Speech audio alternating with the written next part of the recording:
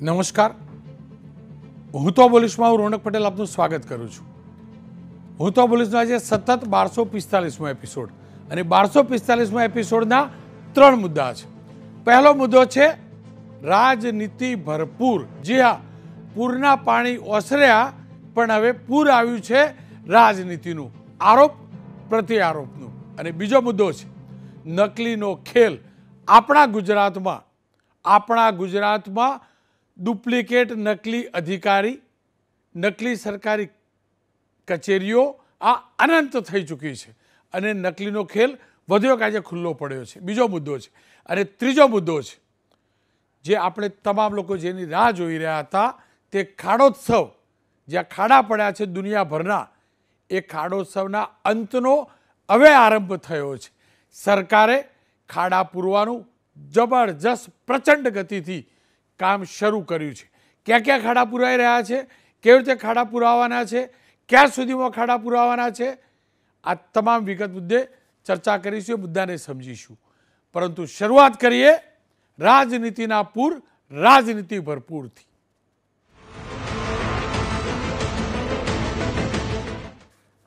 હવામાન વિભાગ, અંબાલાલભાઈ, આ તમામની આગાહી પ્રમાણે ધોધમાર વરસાદ પડ્યો અને અનેક ઠેકાણે પૂર આવ્યા.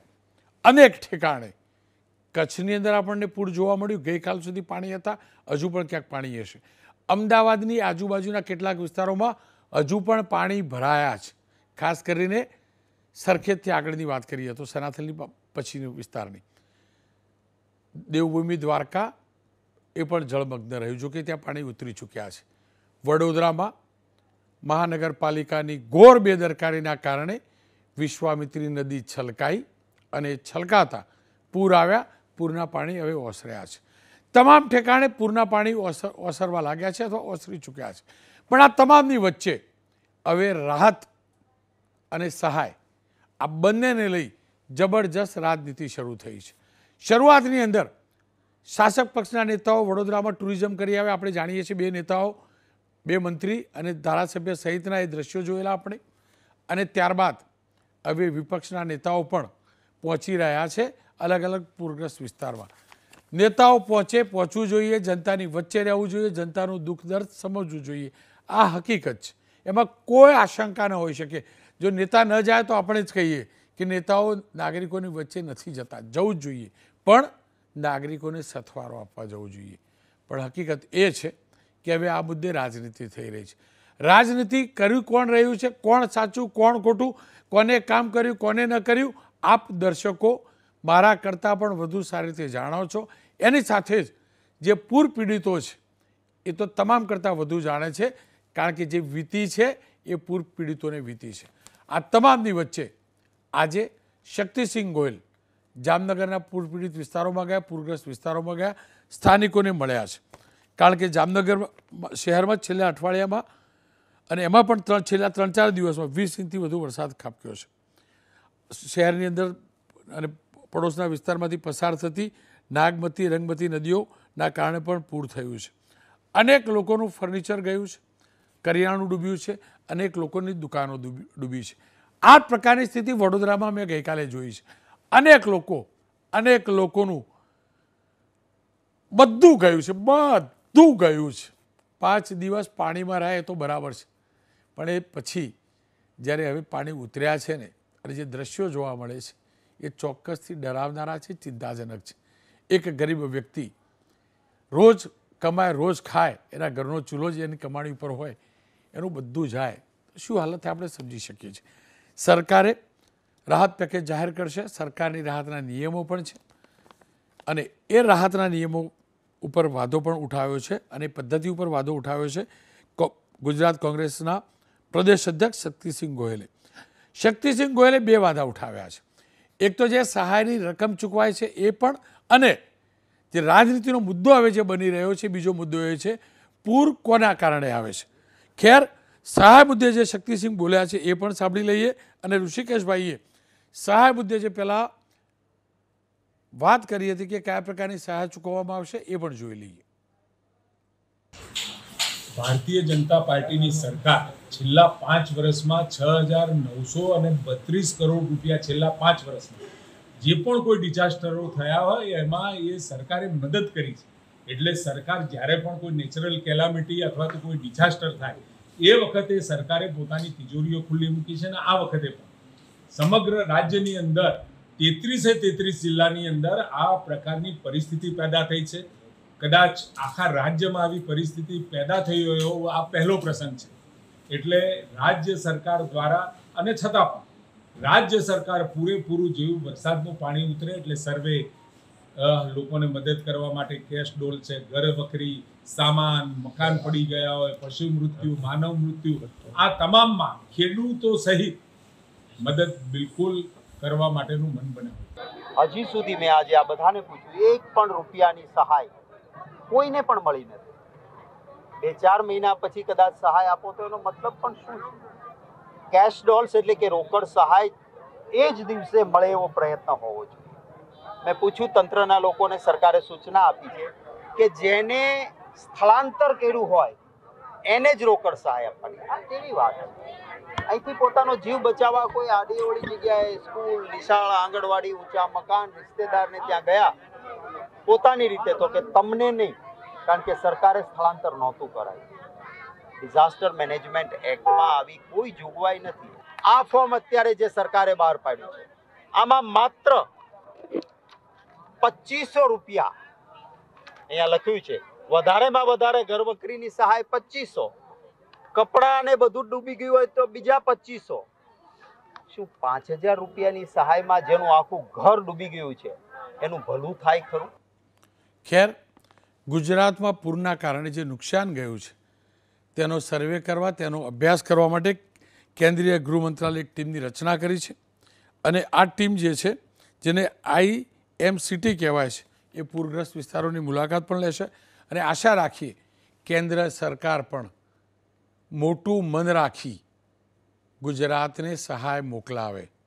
ગુજરાત ક્યારે માગવાવાળું નથી, ગુજરાત આપવાવાળું છે. અને ગુજરાતે દેશની તિજોરીને છલકાવી છે ટેક્સના રૂપની અંદર. ત્યારે સરકારની ફરજ છે એ જ રકમમાંથી મારા ગુજરાતને મહત્તમ રકમ મોકલવામાં આવે. સહાય મોકલવામાં શબ્દ નથી વાપરતો, મહત્તમ રકમ મોકલવામાં આવે. ખેર, કેમ કે રાજનીતિ શરૂ થઈ ચૂકી છે ત્યારે મુદ્દે ચર્ચા કરી લઈએ. વિક્રમ માડમ કોંગ્રેસના દિગ્ગજ નેતા છે. ડૉક્ટર CJ ચાવડા ભારતીય જનતા પક્ષના ધારાસભ્ય. MS ગોયલ સાહેબ નિવૃત્ત એડિશનલ કલેક્ટર છે, કારણ કે આખી સહાયની પ્રક્રિયાને જાણે છે. પણ શરૂઆત વિક્રમભાઈ આપનાથી જ કરવા માગીશ. નુકસાન અતિશય છે. હું પોતે માનું છું કે 2500 5000 રૂપિયા કશું નથી. 5000 રૂપિયાના તો ઘરમાં કપડાં લાવશે ને જેનું ઘર ડૂબ્યું હશે એને 5000 રૂપિયા પૂરા નહીં થાય. 15 દાડાનું કરિયાણું એ નહીં આવે. 15 દાડો તો વધુ બોલી ગયો, અઠવાડિયાનું કરિયાણું જે નહીં આવતું મોટું પરિવાર હોય તો.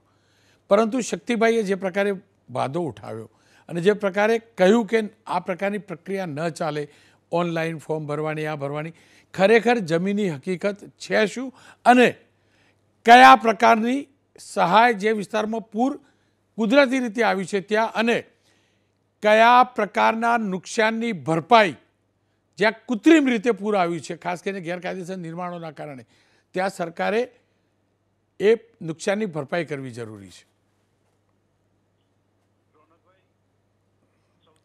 વિક્રમભાઈ,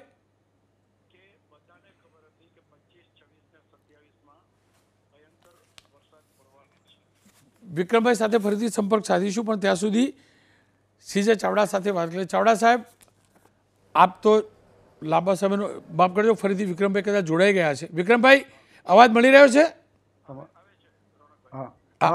વિક્રમભાઈ, કયા પ્રકારની સિસ્ટમથી સહાય અને વળતર બંને આપવું જરૂરી છે? સાંભળેલા છે રોનકભાઈ. હા, જે શક્તિસિંહે વાંધો ઉઠાવ્યો છે એ પોલિટિક્સ નથી. અમે અવાજ કરીએ તો હરેક વખતે પોલિટિક્સ શું કામે તમને દેખાય છે? જે સરકારને પોલિટિક્સ જ જોવું હોય તો આવો મારી સાથે, આખી મીડિયાની ટીમ એક બનાવો અને હું દેખાડું કે 3 દિવસ પછી પણ લોકોની શું હાલત છે. આ 5000 રૂપિયા નહીં, 5000 રૂપરડી, એમાં કાંઈ ન આવે. અને જે ફોર્મ ભરવાની વાત છે ને, એ ફોર્મમાં નથી નંબર, નથી રિસીપ આપતા, નથી સરકારી લોકો ફોર્મ ભરતા. દરેક એરિયામાં કાર્યકરો ફોર્મ ભરી અને સામેથી જમા કરાવે છે. સરકાર તો પહોંચી શકતી જ નથી. આટલી નબળી સરકાર કેવી રીતે હોઈ શકે? અને અમારા હરેક અવાજને રાજકારણ કહેવામાં આવે છે. અમારે દુઃખ સાથે કહેવું પડે છે કે અમે કોઈ જગ્યાએ આવી પરિસ્થિતિમાં રાજકારણ નથી કરતા. રોનકભાઈ, હું પોતે જ્યાં રહું છું, જામનગરનો વોર્ડ નંબર 4 અને જેને નવાગામ ઘેડ કહેવામાં આવે છે, આખા જામનગરનું પાણી રંગમતી, નાગમતી પછી નવાગામમાં થઈને જ દરિયામાં જાય છે. મારા પોતાના 2 ભાઈઓ અને 3 બહેનો આ પૂરની અંદર 5-5 ફૂટ પાણીની અંદર ઇન્દિરા સોસાયટીમાં રહ્યા છે. અમે સહાય નથી લેવાના, અમારે સહાયની જરૂર નથી, પણ જે લોકો સાવ નાની ઓરડીની અંદર, જેની અંદર તમે જુઓ કે એમની પરિસ્થિતિ આજે પણ જુઓ.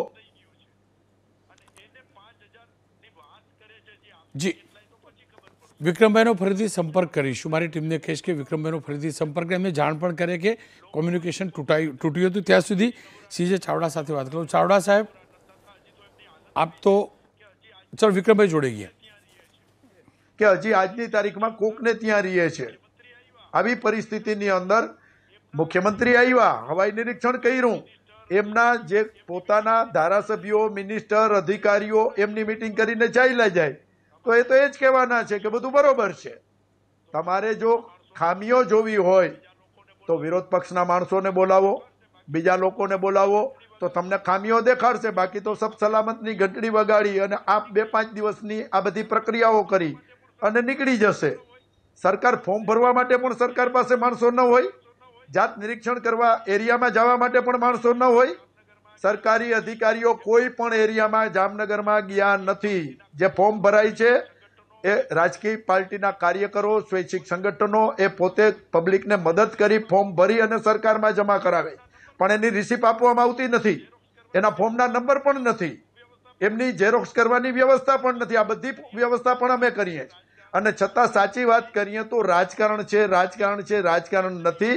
આ લોકોના દિલની દર્દની વાતો છે.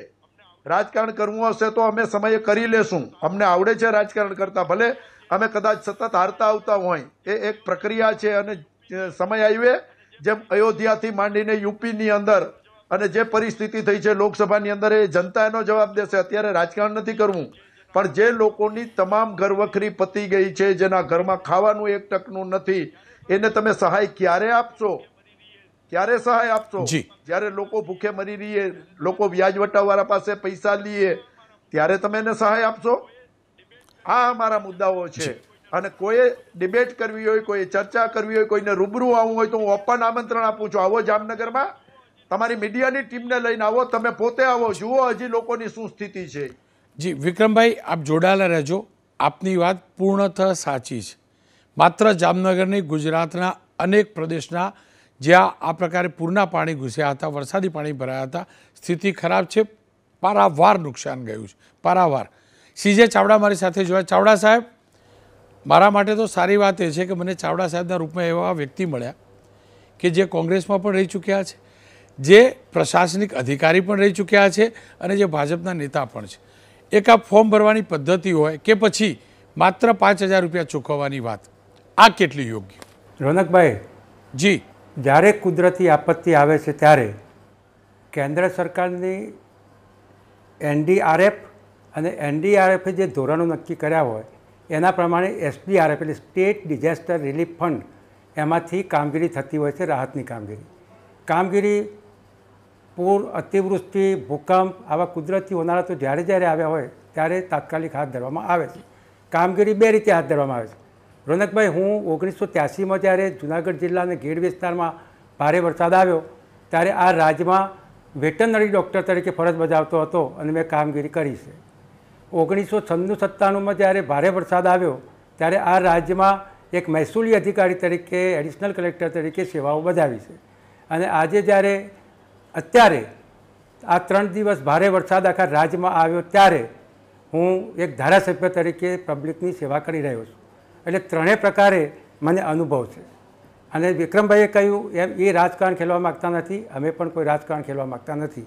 પરંતુ SDRFથી જે ધારાધોરણો નક્કી થયા હોય એ ભારતની આઝાદી પછી નેશનલ લેવલે જે કંઈ નિયમો નક્કી થાય છે એ સ્ટેટ સ્વીકારે છે અને સ્ટેટ સ્વીકાર્યા પછી એમાં પણ financial committee, expert committee, national disaster preparedness committee, આવી એક્સપર્ટ કમિટીઓ જે કંઈ અભિપ્રાયો ભારત સરકારને આપ્યા હોય એમાં પહેલાં તો ધોરણો નક્કી થાય અને એ ધોરણો રાજ્ય સરકાર અપનાવે છે.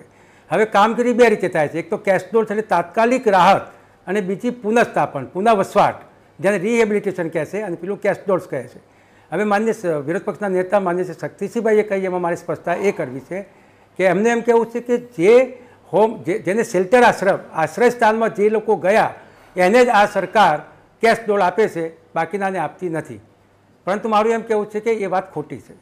આશ્રય સ્થાનમાં જે ગયા છે તો તાત્કાલિક સરકાર ડૂબતા લોકોને એક શેલ્ટર હોમમાં લઈ જઈ ત્યાં એની જમવાની વ્યવસ્થા, કેશ ડોલની વ્યવસ્થાને કરે છે. જે લોકો શેલ્ટર હોમ સુધી પહોંચી શક્યા નથી અને કોઈક સગાવાલાના ઘેર અથવા તો બીજે ક્યાંક ગયા છે, એવા લોકોને પણ કેશ ડોલ આપવામાં આવે છે. એવા લોકોને કુટુંબ દીઠ 2 પુખ્ત ઉંમરના વ્યક્તિઓને દરરોજના 280 રૂપિયા પ્રમાણે કેશ ડોલ્સ આપવામાં આવે છે અને તે ચૂકવવામાં આવતી હોય છે.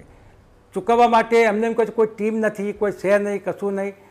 માન્ય રોનકભાઈ, શહેરી કક્ષામાં ચૂકવણી માટે કલેક્ટર અને કલેક્ટરના મામલતદાર અને એ તલાટી સુધીની ટીમ કામ કરતી હોય છે અને કોર્પોરેશનના લોકો કામ કરે છે. ગ્રામ્ય વિસ્તારમાં જિલ્લા વિકાસ અધિકારી, તાલુકા વિકાસ અધિકારી અને તલાટી, ડેપ્યુટી ટીડીઓની આખી ટીમ છે, રિલીફ કમિટી, એ ટીમ કામ કરતી હોય છે. અને એનડીઆરએફ અને એસડીઆરએફમાં આ આઝાદી પછી નક્કી થયેલી ટીમો છે. કોંગ્રેસના વખતમાં ટીમો હતી ને અત્યારે નથી, અથવા અત્યારે છે ને એક જ નથી, એવું નહીં. બધી વખતે આ ટીમો કામ કરતી હોય છે અને એ ટીમ જે સરકારના પૂર રાહતના નિયમો છે એ રીતે કામ કરે છે. આજે તમને કહું કે જામનગરમાં પણ 79,000, 80,000 જેવી વ્યક્તિઓના ફોર્મ ભરાયા છે. 60,000 જેટલા લોકોના સેન્કશન પણ થયા છે અને આજ મોડી રાત સુધીમાં 30,000 જેટલા લોકોને આ એમના એકાઉન્ટમાં પૈસા જમા થઈ જશે. રકમ એ ચોક્કસપણે હું માનું છું અને થશે. બીજું, વડોદરામાં 74,000 જેટલા વ્યક્તિઓને પૈસા ચૂકવાઈ ગયા છે. આના ઉપરાંત દરેક જિલ્લામાં એક આગોતરા આયોજન પ્રમાણે મુખ્યમંત્રીશ્રી પોતે પણ 3-4 જિલ્લાની, દ્વારકા, જામનગરની પોતાના પ્રભારી મંત્રીઓ સાથે, સચિવો સાથે મુલાકાત લીધી છે. દરેક અફેક્ટેડ જિલ્લામાં એટલે 33 જિલ્લામાં જે મિનિસ્ટર છે એ મિનિસ્ટર, પ્રભારી મંત્રીઓ અને પ્રભારી સચિવો, જે તે જિલ્લાના કલેક્ટર અને ડીડીઓ અને એ સિવાયના જિલ્લા ખેતીવાડી અધિકારી, ફોરેસ્ટના અધિકારીઓ, રોડ એન્ડ બિલ્ડિંગના અધિકારીઓ, આ બધાની સાથે સતત 3 દિવસ હાજરી આપીને રાહતની કામગીરી પણ કરી છે અને હવે પછી રિહેબિલિટેશનની, પુનઃસ્થાપનની કામગીરી થશે. માન્ય રોનકભાઈ, 2500 રૂપિયા ઘર વખરી માટે અને 2500 રૂપિયા અનાજ, કપડાં, એ બધું તૂટફૂટ થઈ હોય એના માટે ભારત સરકારે નક્કી કરેલું ધોરણ છે અને ગુજરાત સરકારે 2023માં રિવાઇઝ કર્યું છે. 2017માં રિવાઇઝ થયું છે, 2023માં રિવાઇઝ થયું છે. 1983માં શું ધોરણ હતા, 96માં ધોરણ હતા, એ સરખામણીનો વિષય નથી. એટલા માટે કે જે તે સમયે ફાઇનાન્શિયલ કમિટીએ જે ધોરણો નક્કી કર્યા હોય એ પ્રમાણે ભારત સરકાર અને ભારત સરકાર દ્વારા ગુજરાત સરકાર એનું ચૂકવણી કરતી હોય છે. ભારત સરકારે કીધું હોય અને ગુજરાત સરકાર ન ચૂકવતી હોય અથવા તો પૂર આવ્યું હોય અને ગુજરાત સરકાર બે અદબ વાળીને બેસી રહી હોય તો તમે કહી શકો કે આ કામ થતું નથી. પરંતુ આખા રાજ્યમાં એકી સાથે સતત 3 દિવસ સુધી અણધાર્યો ભારે વરસાદ પડ્યો છે, એટલા માટે આ પરિસ્થિતિ સર્જાઈ છે. અને પરિસ્થિતિ સર્જાયા બાદ દરેક ક્ષેત્રમાં, ચાહે ઘર વખરી, ચાહે કાચું મકાન પડી ગયું છે, ચાહે પાકું મકાન પડી ગયું છે, ખેતીનું ધોવાણ થયું છે, પાકને નુકસાન થયું છે, ધોવાણ થયા પછી જમીનનું ધોવાણ થવાથી વર્ષો સુધી કામ એમાં ઉપજ લઈ શકાય એવી નથી રહી. ઢોર મરી ગયા છે, વ્યક્તિ મૃત્યુ પામ્યો છે, વ્યક્તિને અકસ્માતમાં કે ઝાડ પડવાથી કઈ ઈજા થઈ તો 60% કરતા વધારે એની ઈજા છે.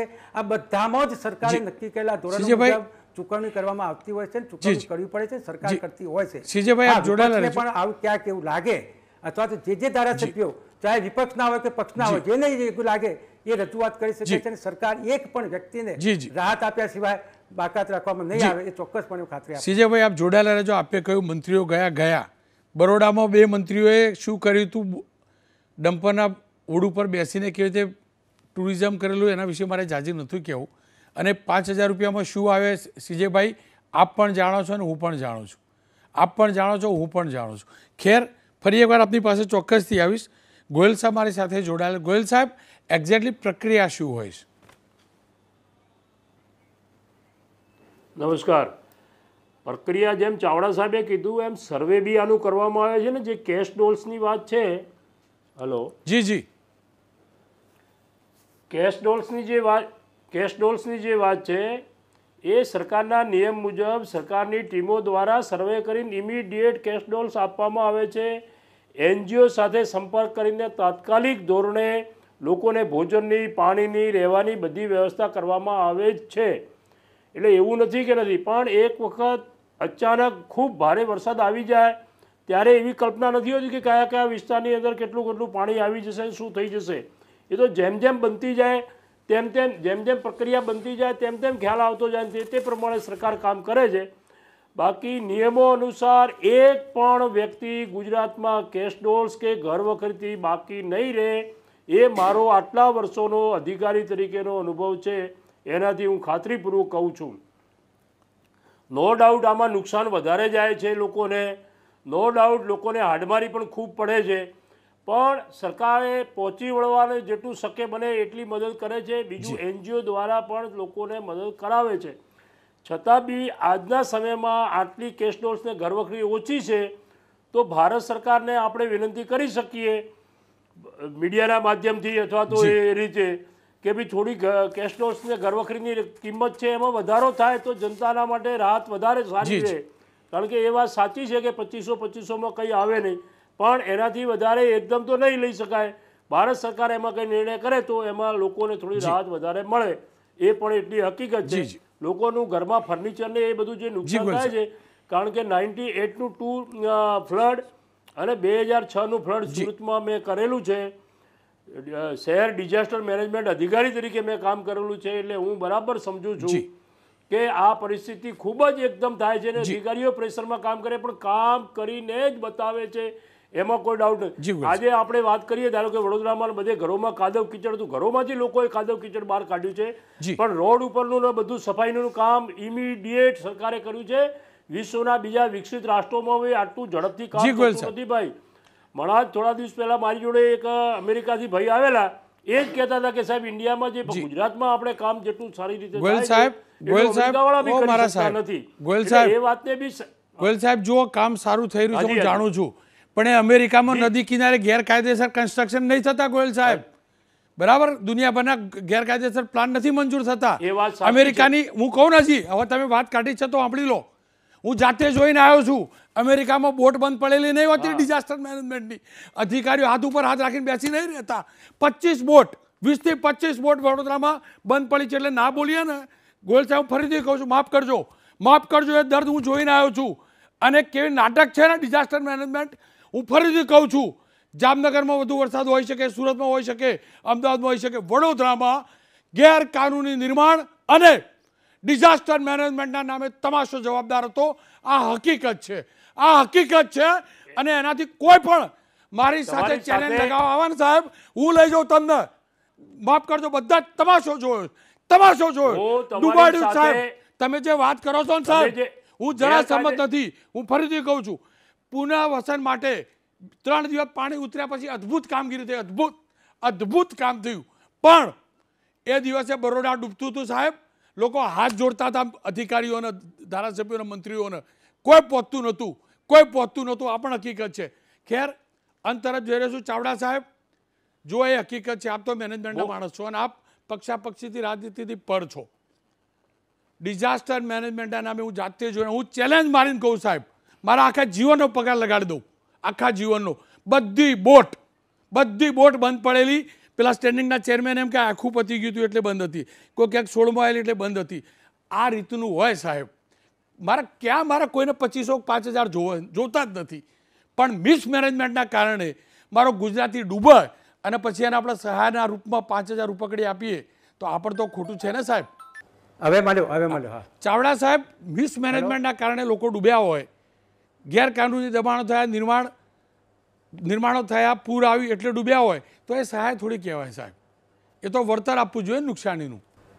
પૂર તો રોનકભાઈ, પૂર છે એ તો ભારે વરસાદ કે અતિવૃષ્ટિના કારણે આવે છે, પરંતુ એ પૂરના પાણી શહેરમાં કોઈ વખત આપ કહો છો એમ ગેરકાયદેસર બાંધકામના લીધે જો ભર્યા હોય અથવા શહેરના ઘરોમાં કે મકાનોમાં પાણી ભરાવાનું કારણ કોઈ ગેરકાયદેસર બાંધકામને કારણે હોય તો આપણે બધાએ જાગૃત થઈને એવા તોડાવવા જોઈએ. દાખલા તરીકે વિજાપુરમાં એક તળાવ બાંધકામના કારણે આખું વિજાપુરમાં પાણી ભરાતું હતું, તો જાતે અમારી ટીમ સ્તર ઉપર જઈને એ તળાવ તોડાવીને પાણીનો નિકાલ કર્યો. અને એવા વખતે ગામના લોકો પણ મદદ કરતા હોય છે. જે ગામ આ તળાવ તૂટવાથી ડૂબશે એવી આશંકા હતી, ગામના લોકોએ સાથે ઊભા રહીને તળાવ તોડાવ્યું છે અને નિકાલ કરતા હોય છે. પરંતુ એના માટે ઘણી વખતે આપણે જોઈએ એવી પરિસ્થિતિનું નિર્માણ જો ગેરકાયદેસરના લીધે થયું હોય તો 100% આપણે એવા સમયે જઈને એને તોડવું પણ જોઈએ અને બધા સહકાર આપવો જોઈએ. એમાં ચોક્કસ માનું.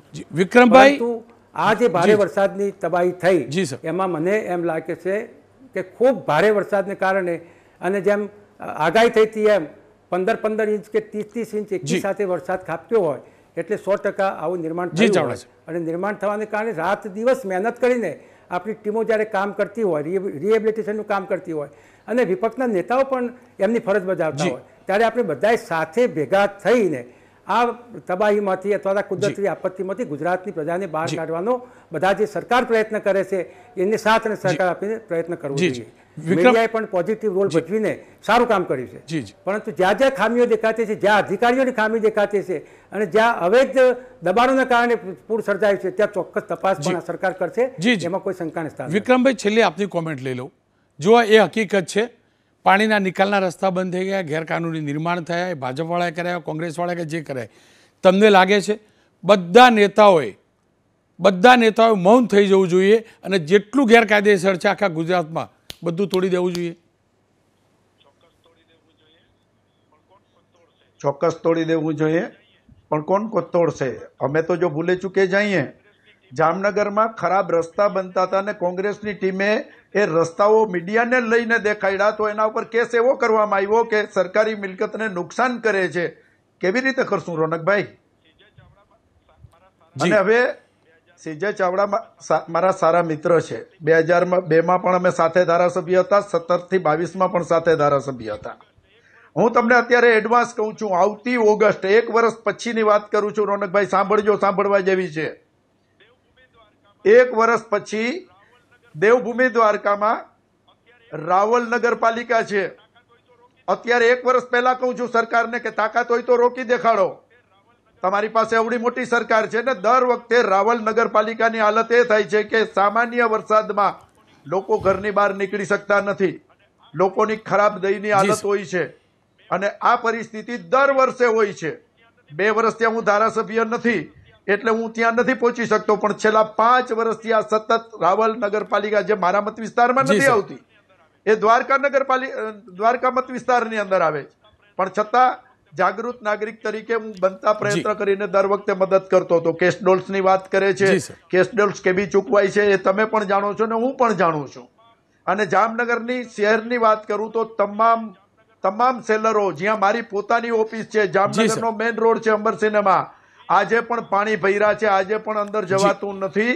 આ પરિસ્થિતિ વરસાદ બંધ થયા પછીના 3 દિવસ પછી જામનગરમાં ઓછામાં ઓછા 20 સેલરો અત્યારે પણ પાણીથી ભરપૂર છે. અને સલાયા, વાડીનાર આ વિસ્તારો એ દરિયા કિનારે આવેલા છે. બિલકુલ 27 તારીખે હાઈટાઈટ હતી, પાણી સામું ધક્કો મારે છે.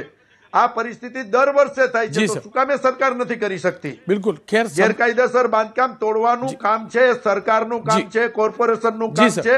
આજે સરકાર પણ ભાજપ પાસે છે, કોર્પોરેશન બધી ભાજપ પાસે છે, અને આપણે હમણાં કેન્દ્ર સરકારની વિનંતીની વાત કરીને તો એ પણ ભારતીય જનતા પાર્ટી પાસે છે. કોંગ્રેસનો એક પણ નેતા જો એનો વિરોધ કરે તો હું તમને જાહેરની અંદર ખાતરી આપું છું કે કેન્દ્ર સરકાર પાસે સહાય માંગો, તમે કહેશો અહીંયા સાથે આવશું.